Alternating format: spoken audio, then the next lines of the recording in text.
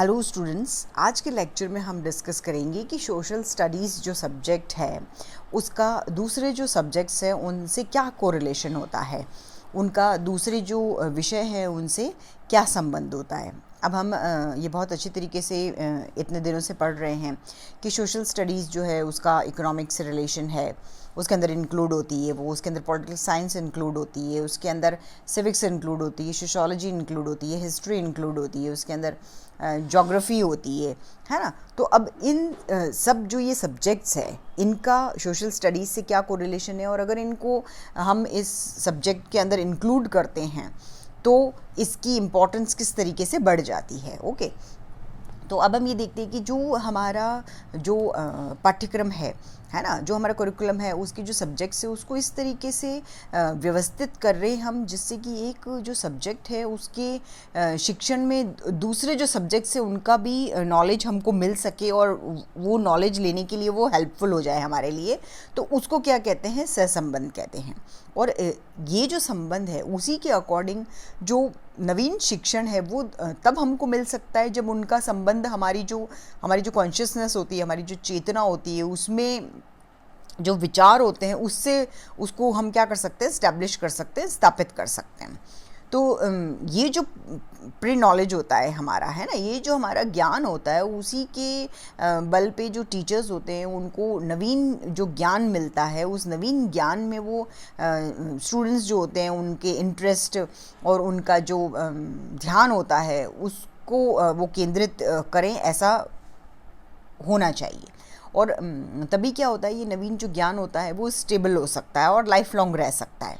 एक जो टीचर होता है उसकी ये रिस्पॉन्सिबिलिटी होती है कि वो पाठ्यक्रम के जो दूसरे विषय होते हैं, है ना, उन विषयों से इस प्रकार उसको कोरिलेट करके सोशल साइंस को दूसरे सब्जेक्ट से इस तरीके से कोरिलेट करके पढ़ाए जिससे बच्चे जो हैं उनके माइंड में वो जो चीज़ है वो छप जाए और वो स्थायी रहे। ठीक है, हम ये बहुत अच्छी तरीके से जानते हैं कि जो ज्ञान होता है वो अखंड होता है और उसको अलग अलग भागों में डिवाइड नहीं किया जा सकता है, लेकिन हम शिक्षण और अध्ययन की जो सुविधाएं होती है उनको वर्गीकृत कर सकते हैं, उनको डिवाइड कर सकते हैं। और हर एक जो वर्ग होता है उसको एक सब्जेक्ट हम कहते हैं, और हर सब्जेक्ट जो होते हैं उसके अपने अपने ऑब्जेक्टिव्स होते हैं, और उनको पाने के लिए जो बच्चा है उसका ध्यान केंद्रित करना बहुत ज़रूरी होता है, उसका अटेंटिव रहना बहुत ज़रूरी होता है। और जो स्टूडेंट होता है उसके माइंड, उसका जो मस्तिष्क होता है, हम ये कह सकते हैं कि वो क्या एक अविभाज्य इकाई है ना, जिसको हम डिवाइड नहीं कर सकते। तो सारे सब्जेक्ट्स जो होते हैं उनका सब्जेक्ट मैटर जो होता है ना, वो उस बच्चे के माइंड में हम पोर करते हैं। तो हम ये कह सकते हैं कि जो मस्तिष्क है वो अलग अलग सब्जेक्ट्स के जो सब्जेक्ट मैटर होते हैं, है ना, उनका कोरिलेशन होता है। हम उनका पारस्परिक संबंध, उनकी तुलना और उनका मिश्रण करके उनको एक्सेप्ट कर सकते हैं, है ना, उनको अडॉप्ट कर सकते हैं। तो माइंड जो होता है उसमें कुछ एलिमेंट्स ऐसे होते हैं जो निर्मित होते हैं और जो बिना किसी रिलेशन के, बिना किसी संबंध स्थापना के नहीं हो सकते हैं। ठीक है, तो इस तरीके से हम ये कह सकते हैं कि नॉलेज जो है वो क्या है, वो बहुत स्ट्रांग होता है, अखंड होता है, और हम माइंड को डिवाइड नहीं कर सकते हैं। और ये जो कोरिलेशन का प्रोसेस है उसको देखने से ये क्लियर हो जाता है कि एक जो सब्जेक्ट है उसका दूसरे सब्जेक्ट से जो रिलेशन है, जो संबंध है, वो स्थापित करना कितना एसेंशियल होता है, कितना इम्पॉर्टेंट होता है, आवश्यक होता है। अब हम इन शॉर्ट ये कह सकते हैं कि जो घटनाएं हैं या जो विचार है उनका मानस पटल पर स्थायी और उपयोगी प्रभाव तभी पड़ेगा जब मस्तिष्क क्या होता है, जब माइंड उन्हें दूसरे जो इंसिडेंट्स होते हैं, है ना, उनसे, दूसरी जो घटनाएं होती हैं उनसे और विचारों के साथ उनका व्यवस्थित संबंध स्थापित करें। ठीक है, तो हम ये सहसंबंध के बारे में बात कर रहे हैं, कोरिलेशन। अब हम ये देखते हैं कि अब हम कोरिलेशन की बात कर रहे हैं कि सोशल स्टडीज़ का दूसरे विषयों से संबंध। तो सबसे पहले हमको ये जानना एसेंशियल है कि व्हाट इज़ कोरिलेशन या व्हाट इज़ रिलेशन, के संबंध क्या होते हैं, सहसंबंध क्या होता है। ठीक है, तो अब हम ये डिस्कस करेंगे कि what is the meaning of correlation, कि सहसंबंध जो है उसका अर्थ क्या होता है। तो हम ये देखते हैं कि दो या दो से अधिक जो तथ्य होते हैं उनके मध्य सहसंबद्धता जो होती है, सहसंबद्धता की जो दिशा और मात्रा होती है वो क्या होता है, सहसंबंध होता है। मतलब कोई एक सब्जेक्ट है, उसको पढ़ाते टाइम पे उसके जो फैक्ट्स होते हैं उनको दूसरे जो सब्जेक्ट्स होते हैं उनके साथ रिलेट करते हुए पढ़ाना, है ना। दो विषय जो होते हैं, दो सब्जेक्ट्स जो होते हैं, उनके मध्य जो शिक्षण होता है उसमें सहसंबंध। जैसे हम हिस्ट्री में अकबर के जो शासनकाल की बात कर रहे हैं, तो उसकी कैरेक्टरिस्टिक्स को बताते हुए उस टाइम की जो सोशल कंडीशन होती थी, जो पॉलिटिकल सिचुएशन होती थी, जो उस टाइम पे वैज्ञानिक जो प्रगति हुई है, इन सब को ध्यान में रखते हुए आगे आगे बढ़ते चले। और तो इतिहास का अब हम संबंध हम सोशियोलॉजी से भी ले सकते हैं, हम पॉलिटिकल साइंस से भी ले सकते हैं, और हम विज्ञान से भी ले सकते हैं। क्यों? क्योंकि हम बात कर रहे हैं सोशल कंडीशन की। तो हिस्ट्री में अकबर की बात कर रहे हैं हम, और अकबर का शासनकाल और उसकी कैरेक्टरिस्टिक्स की बात कर रहे हैं कि अकबर के रूलिंग टाइम में विशेषताएं क्या क्या थी, तो उसके टाइम में सोशल कंडीशन कैसी थी। तो अब ये सब्जेक्ट क्या हो गया कि हिस्ट्री के साथ में सोशियोलॉजी इंक्लूड हो गया। दैन फिर हम राजनीति शास्त्र की बात कर रहे हैं, पॉलिटिकल साइंस की, तो हम पॉलिटिकल कंडीशन देख रहे हैं, है ना, अकबर के टाइम की। साथ साथ अकबर का जो शासनकाल था उसके साथ हम पॉलिटिकल कंडीशंस देख रहे हैं, तो पॉलिटिकल साइंस की बात आ गई। दैन फिर हम देख रहे हैं कि क्या क्या वैज्ञानिक प्रगति हुई, साइंटिफिक प्रोग्रेसेस क्या क्या हुई, तो वो हमने उसका रिलेशन किससे कर दिया, साइंस से कर दिया। तो मस्तिष्क जो है वो उसी संपूर्ण ज्ञान राशि को पारस्परिक, मस्तिष्क भी क्या है, उस संपूर्ण ज्ञान राशि को पारस्परिक संबंध, तुलना और मिश्रण क्रिया द्वारा एक्सेप्ट करता है। अब अगर टीचर चाहता है तो वो अलग अलग जो सब्जेक्ट्स होते हैं, है ना, अलग अलग सब्जेक्ट्स की जो भाषा होती है, जो हिस्ट्री है, जो ज्योग्राफी है, जो आर्ट है ना, जो सोशल स्टडीज़ है, उनमें अनावश्यक रूप से रिपीटेशन नहीं हो, और उसके साथ ही एक जो सब्जेक्ट होता है उसकी स्टडी, या एक विषय से प्राप्त जो ज्ञान है उसका दूसरे विषय की ज्ञान प्राप्ति में सहायता देना। तो उसे पाठ्यक्रम के जो सभी सब्जेक्ट्स होते हैं उनके बीच में ऐसा संबंध स्थापित करना होता है जिससे बच्चों को ज्ञान की अखंडता का परिचय हो। तभी क्या है, शिक्षा का स्थानांतरण पॉसिबल होगा, उसका ट्रांसफॉर्मेशन संभव है। तो शिक्षण जो है उसमें सहसंबंध प्रत्यय जो होता है उसका प्रयोग सबसे पहले उसको किसने यूज़ किया था, हर्बर्ट ने यूज़ किया था। और हर्बर्ट ने ही सबसे पहले ये एक्सप्लेन किया था कि अगर क्लास में कोई एक सब्जेक्ट पढ़ाते समय उस सब्जेक्ट का जो समन्वय है या सहसंबंध है वो दूसरे सब्जेक्ट्स के साथ स्थापित किया जाए तो उससे शिक्षण न केवल इंटरेस्टिंग बनेगा बल्कि शिक्षण व्यावहारिक और यूज़फुल, बौद्धिगम्य और वास्तविक भी बनेगा। ओके, तो हम इसकी कुछ डेफिनेशंस देखते हैं कि जो सहसंबंध है उसका मीनिंग तो हमने देख लिया, जनरल मीनिंग। अब हम उसकी कुछ स्पेसिफिक डेफिनेशंस देख लेते हैं कि प्रोफेसर वी.डी. गाटे जो है वो ये कहते हैं कि अलग अलग सब्जेक्ट्स जो होते हैं उनको, मतलब विभिन्न विषयों को पृथक संकुचित विषयों में बंद कर नहीं पढ़ाया जाएगा बल्कि उन्हें संबंधित किया जाएगा। यही अलग अलग विषय जो है उनका सहसंबंध होता है। ठीक है, तो ये उसकी डेफिनेशन है। नाउ अब हम देखते हैं कि जो एम्स है ना, AIIMS of correlation in social studies teaching, मतलब सामाजिक अध्ययन जो है, अध्ययन शिक्षण में सहसंबंध के क्या ऑब्जेक्टिव्स होते हैं, क्या उद्देश्य होते हैं। तो फर्स्ट हम देखते हैं कि ये पाठ्यक्रम के भार को कम करता है। ठीक है, पाठ्यक्रम के भार को कम करता है, मतलब सहसंबंध का मेन ऑब्जेक्टिव क्या है, पाठ्यक्रम के भार को कम करना। अभी जो टाइमिंग है, हमारा वर्तमान जो समय है, उसमें स्कूल में जो पढ़ाए जाने वाले सब्जेक्ट्स हैं उनकी जो संख्या है वो बहुत बढ़ गई है। तो जिसका जो शिक्षण से संबंध है, शिक्षा के अभाव में बहुत क्या है, कठिन हो गया है, बहुत मुश्किल हो गया है। तो सामाजिक अध्ययन का शिक्षण दूसरे विषय के साथ सहसंबंध स्थापित करके किया जा सकता है। देन फिर सेकंड है कि शिक्षण में रुचि जागृत करना, कि सहसंबंध शिक्षा का दूसरा उद्देश्य ये है कि शिक्षण में रुचि जागृत करना। मतलब क्या है कि शिक्षण में रुचि जागृत करने के लिए सोशल साइंस का दूसरे सब्जेक्ट से सहसंबंध स्थापित करना बहुत ज़रूरी है। इस तरीके से सहसंबंध स्थापित करने से जो स्टूडेंट्स हैं वो अपनी रुचियों के अकॉर्डिंग, अपने इंटरेस्ट के अकॉर्डिंग शिक्षा ग्रहण करने में वो क्या होते हैं, केपेबल होंगे, समर्थ होंगे।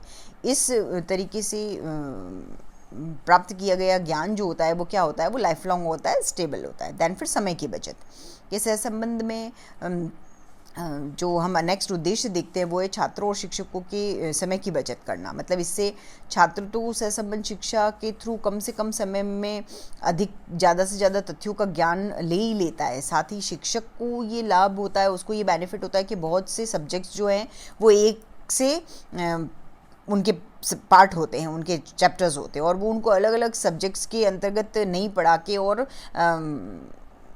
एसेबलेट करके उनको पढ़ा देता है, एक साथ उनको पढ़ा देता है। तो इस तरीके से टाइम जो है वो भी हमारा बच जाता है। दैन फिर हम देखते हैं ज्ञान का बोध, कि सहसंबंध के थ्रू स्टूडेंट्स जो हैं उनकी ज्ञान की अखंडता जो है उनका ज्ञान कराया जा सकता है। और इससे क्या है कि एकता की ज्ञान का बोध कराने के लिए सहसंबंध शिक्षा आवश्यक होती है। इस सिद्धांत के अकॉर्डिंग सोशल स्टडीज़ जो है उसका अध्ययन दूसरे विषयों की जो शिक्षक होते हैं या दूसरे विषयों की शिक्षा से अलग नहीं करके उनको समन्वित रूप से करना चाहिए। दैन फिर हम देखते हैं छात्रों को व्यवहारिक बनाना, कि सहसंबंध जो है उसका एक उद्देश्य ये भी है कि वो छात्रों को क्या करे, व्यवहारिक बनाए। मतलब सामाजिक विज्ञान शिक्षण का दूसरे सब्जेक्ट्स जो है उनसे कोरिलेशन के बिना ही इसका व्यवहारिक पक्ष जो है वो अछूता रह जाएगा। इसलिए सोशल स्टडीज़ जो टीचिंग की कराई जाती है उसका दूसरे सब्जेक्ट से सहसंबंध स्थापित करना बहुत ज़रूरी होता है। तो इससे बच्चे क्या है, व्यवहारिकता सीखते हैं। दैन फिर हम देखते हैं सामाजिक गुणों विकसित करना, कि सहसंबंध के थ्रू स्टूडेंट्स जो है उनमें सामाजिक गुणों का विकास किया जाता है। इसलिए सामाजिक विज्ञान का अन्य जो सब्जेक्ट्स होते हैं उनसे संबंध स्थापित किया जाना चाहिए, जिस स्टूडेंट्स में सामाजिक गुणों का विकास हो सके और उनमें आदर्श नागरिक बनने के गुण उत्पन्न किए जा सके। नेक्स्ट हम देखते हैं कि संकीर्णता की भावना से दूर रहना।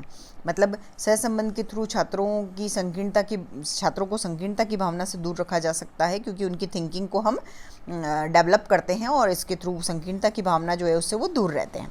नेक्स्ट हम देखते हैं मानवीय संबंधों को समझने में सहायक, कि लास्ट हमारा उद्देश्य ये रहता है कि ये एक सामाजिक विज्ञान है, सोशल साइंस है, और मानवीय संबंधों को समझाने के लिए सोशल साइंस का दूसरे सब्जेक्ट्स जो हैं, अन्य सामाजिक विज्ञान जो है उनसे सहसंबंध बहुत ज़रूरी है और उससे वो मानवीय संबंधों को समझते हैं।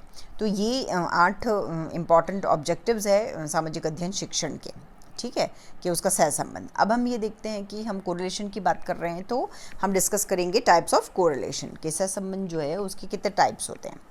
तो हम देखते हैं इसके अंदर फर्स्ट वर्टिकल कोरिलेशन, जिसे हम शीर्षात्मक सहसंबंध कहते हैं। देन सेकंड है हॉरिजॉन्टल कोरिलेशन, जिसे हम क्षैतिज सहसंबंध कहते हैं, इसको अनुप्रस्थीय सहसंबंध भी कहते हैं। एंड थर्ड है correlation with practical life, means व्यावहारिक जीवन से सहसंबंध। फर्स्ट हम देखते हैं वर्टिकल कोरिलेशन, है ना, शीर्षात्मक सहसंबंध जो होता है।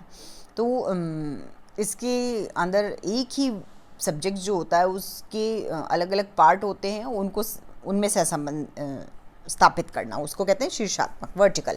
मतलब इसके अंतर्गत एक ही विषय के अलग अलग अंग जो होते हैं उनमें सहसंबंध स्थापित करना। जैसे हम इकोनॉमिक्स की बात कर रहे हैं तो इकोनॉमिक के अलग अलग जो पार्ट्स होते हैं उनमें कोरिलेशन स्टैब्लिश करना। जैसे हम प्रोडक्टिविटी की बात करें, जैसे हम कंजम्पशन की बात करें, हम डिस्ट्रीब्यूशन की बात करें, हम एक्सचेंज की बात करें, फाइनेंस की बात करें, तो इन सब में कोरिलेशन है ना, उनको कहते हैं हिंदी में उत्पत्ति, उपभोग, वितरण, राजस्व, विनिमय, इन सब में संबंध स्थापित किया जाता है। इस तरीके से टीचर जो है वो किसी भी कोई भी एक कमोडिटी है, कोई भी एक वस्तु है, उसकी उत्पत्ति के विषय में शिक्षण कर रहा है तो वो उसके वितरण, उसके उपभोग के विषय को बताकर जो चैप्टर है उसको इंटरेस्टिंग बना सकता है। दैन फिर हम देखते हैं कि हॉरिजॉन्टल कोरिलेशन, क्षैतिज सहसंबंध, जिसको अनुप्रस्थीय सहसंबंध भी कहते हैं। इसके अंदर पाठ्यक्रम के अलग अलग जो सब्जेक्ट्स होते हैं उनका एक दूसरे से संबंध स्थापित किया जाता है। इस तरीके का संबंध 2 मेथड से होता है, एक कहते हैं इंसिडेंटल और एक कहते हैं प्लान्ड। इंसिडेंटल कहने का मतलब आकस्मिक सहसंबंध और प्लान्ड कहने का मतलब व्यवस्थित, है ना। तो आकस्मिक होता है, इंसिडेंटल जो होता है, तो इसके अंतर्गत दैनिक शिक्षण जो है उसको रोचक और व्यापक बनाने के लिए जो हम कहें कि प्रसंगानुकूल जो अन्य सब्जेक्ट्स होते हैं उनसे पाठ्य सामग्री का यूज़ किया जाता है। आकस्मिक सहसंबंध के लिए क्या होता है, शिक्षक को कोई पूर्व व्यवस्था नहीं करनी पड़ती, उसको कोई प्री प्लान नहीं करना पड़ता है। शिक्षक शिक्षण जो होता है उसके समय ही किसी प्रकरण को इजी बनाने के लिए दूसरे सब्जेक्ट्स की पाठ्य सामग्री का यूज़ कर लेता है। जैसे हम इकोनॉमिक्स की ही बात कर रहे हैं तो उसमें हम देखते हैं कि अर्थशास्त्र का शिक्षक जो होता है वो अगर जो चीनी होती है ना, शुगर जो होती है, उसके प्रोडक्शन के विषय में पढ़ा रहा है, तो उसको इजी बनाने के लिए वो ज्योग्राफी सब्जेक्ट में जो शुगर है उसका जो रॉ मटेरियल है, कच्चा माल, मतलब किसकी बात, कच्चा माल, चीनी के कच्चे माल को हम क्या कहते हैं, मतलब गन्ने का, तो है ना, गन्ने का भौगोलिक विवरण जो होता है उसको वो इंक्लूड कर सकता है कि कितने टेम्परेचर पे उसका बनता है वो, या कैसे उसको कौन से फर्टिलाइजर्स चाहिए, किस तरीके से वो पनपेगा, कितना उसको टाइम लगता है, इस तरीके से वो भौगोलिक विवरण उसमें इंक्लूड कर सकता है। इस तरीके से इकोनॉमिक्स और ज्योग्राफी जो है उसका सहसंबंध हो जाता है, तो ये इंसिडेंटल हो जाता है, आकस्मिक हो जाता है। इस प्रकार इकोनॉमिक्स का दूसरे सब्जेक्ट से भी सहसंबंध किया जा सकता है। इसकी पूर्व सफलता है उसके लिए जो इकोनॉमिक्स का शिक्षक होता है उसको दूसरे सब्जेक्ट्स का नॉलेज होना भी बहुत ज़रूरी होता है। नाउ नेक्स्ट हम बात करते हैं कि व्यवस्थित सहसंबंध, जैसे हम प्लान्ड कोरिलेशन कहते हैं। इसके अंदर अलग अलग जो सब्जेक्ट्स होते हैं उनकी जो पाठ्य सामग्री होती है उसको ऐसे सिस्टमेटिक चूज़ किया जाता है, ऐसे क्रम में चुना जाता है कि सब्जेक्ट जो है, विषय के जो शिक्षण है उसके अन्य जो सब्जेक्ट्स है उनसे उनका निकट का रिलेशन हो। जो पाठ्य सामग्री एक विषय में पढ़ाई जाती है उसी का जो कम से कम भाग होता है वो दूसरे सब्जेक्ट्स में यूज़ हो, लेकिन दृष्टिकोण जो है ना उसकी भिन्नता के साथ ऐसा होना चाहिए। तो ऐसे संबंध को व्यवस्थित सहसंबंध कहते हैं। इनसे जो प्लान्ड सहसंबंध होता है वो कहते हैं। और ये संबंध जो होता है वो क्लास टीचर जो होता है उसकी जो प्रणाली होती है उसमें सक्सेसफुली इसको अपनाया जा सकता है। लेकिन जो एक्सपर्ट शिक्षक होता है ना, उस जो विशेषज्ञ शिक्षक प्रणाली है उसमें इसको स्टैब्लिश करने में क्या होता है, थोड़ी सी इनकन्वीनियंट ये होता है। इसके लिए प्री प्लान करना होता है, पूर्व नियोजित पाठ्यक्रम बहुत ज़रूरी है। और जो एट प्रेजेंट जो शिक्षण है, इस समय जो शिक्षण व्यवस्था है उसको सफल बनाने में ये जो प्लान्ड कोरिलेशन होता है ना, ये जो व्यवस्थित सहसंबंध होता है उसका प्रयोग जो होता है वो क्या करता है, हेल्पफुल होता है। मतलब एट प्रेजेंट जो शिक्षा व्यवस्था है इसमें ये जो प्लान्ड कोरिलेशन होता है, इसी को व्यवस्थित जो सहसंबंध होता है इसी का यूज़ किया जाना चाहिए और ये सही भी होता है। देन फिर हम बात करते हैं कि इसका व्यावहारिक जीवन से सहसंबंध, मतलब जीवन से सहसंबंध क्या होता है। तो इसके अंतर्गत शिक्षा का बाह्य जगत जो है, बाहरी जो दुनिया है उसकी जो भी एक्टिविटीज़ होती है, जो क्रियाकलाप होते हैं उससे संबंध स्थापित किया जाता है। मतलब अर्थशास्त्र को लाइफ से रिलेटेड करने का मेन ऑब्जेक्टिव ही ये है कि उसके जो रूल्स हैं, उसकी जो थियरीज़ हैं, उसकी जो प्रवृत्तियां हैं, है ना, जो उसके नियम, उसके सिद्धांत, उसकी प्रवृत्तियां हैं, उसकी शिक्षा बाह्य जगत के प्रसंगों के थ्रू दी जाए, जिससे स्टूडेंट जो है वो इकोनॉमिक्स का जो यूज़ है वो व्यावहारिक जीवन में कर सके, है ना। तो ये उसके ऑब्जेक्टिव्स होते हैं और ये सहसंबंध के हमने प्रकार देखे हैं। ठीक है, तो आज का जो लेक्चर हमारा रहा उसके अंदर हमने देखा कि सोशल स्टडीज़ जो है उसका दूसरे जो सब्जेक्ट्स होते हैं उनसे रिलेशन क्यों ज़रूरी है और क्या उसकी आवश्यकता है। फिर हमने देखा कि कोरिलेशन जो होता है वो क्या होता है, मीनिंग ऑफ कोरिलेशन, उसमें हमने जनरल मीनिंग और एक डेफिनेशन देखी। देन फिर जो सामाजिक संबंध है ना, उसके अध्ययन शिक्षण जो है सामाजिक संबंध के, उसके उद्देश्य क्या है कि सामाजिक अध्ययन शिक्षण में सहसंबंध जो है उसके क्या ऑब्जेक्टिव्स होते हैं, क्यों दूसरे सब्जेक्ट्स को सोशल स्टडीज़ के साथ इंक्लूड करें और उसके ऑब्जेक्टिव्स। दैन फिर हमने देखा कि टाइप्स ऑफ कोरिलेशन की सहसंबंध जो होता है वो कितने तरीके का होता है, 3 तरीके का होता है, एक वर्टिकल, एक हॉरिजॉन्टल और कोरिलेशन विद प्रैक्टिकल लाइफ। तो ये हमने आज के लेक्चर में डिस्कस किया था। नेक्स्ट लेक्चर जो होगा उसके अंदर हम इसके जो दूसरे सोशल स्टडीज़ के दूसरे सब्जेक्ट्स से जो रिलेशन है उनके बारे में डिस्कस करेंगे कि क्यों दूसरे सब्जेक्ट्स जो हैं वो इम्पॉर्टेंट है और क्यों हम इनको इंक्लूड करते हैं। Okay, enough for today, thank you.